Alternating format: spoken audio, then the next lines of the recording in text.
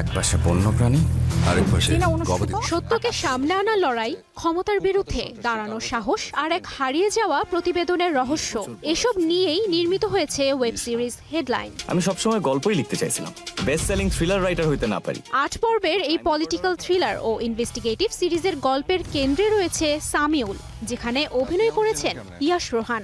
Money laundering সিন্ডিকেটের তথ্য নিয়ে সংবাদপত্রের প্রথম পাতায় প্রকাশ হওয়ার মতো একটি প্রতিবেদন উধাও হয়ে যায় হঠাৎ করেই, আর সেখান থেকেই শুরু হয় ভয়ঙ্কর এক ষড়যন্ত্রের জাল উন্মোচনের গল্প। সিরিজটা একটা ছোট্ট একটা শব্দ নিয়ে ডিল করে, সেটা হচ্ছে সত্য। Headline is such a project যেটার জন্য একজন অভিনেতা অনেকদিন ওয়েট করে তার ক্যারিয়ারে, এবং আমি অনেকদিন ওয়েট করেছিলাম এরকম কিছু একটার জন্য, এবং আমি ফাইনালি পেয়েছিলাম, এবং I had a fantastic time. একজন তরুণ সাংবাদিকের চরিত্রে অভিনয় করতে গিয়ে সংবাদকর্মীদের বাস্তব সংগ্রাম এবং সত্য তুলে ধরার পথে নানা বাধার বিষয়টিও নতুনভাবে উপলব্ধি করেছেন ইয়াশ রোহান। জার্নালিস্টের লাইফ কিরকম হয়, জার্নালিস্টরা কিভাবে চিন্তা করে, জার্নালিস্টের মোটিভেশনটা কোত্থেকে আসে, এগুলা নিয়ে ডেফিনেটলি অনেক রিসার্চ করতে হয়েছে, এবং পার্টিকুলারলি আমার ক্যারেক্টার অ্যাজ এ জার্নালিস্ট, ও কি অ্যাচিভ করতে চায় লাইফে, বা হোয়াট হি ওয়ান্টস।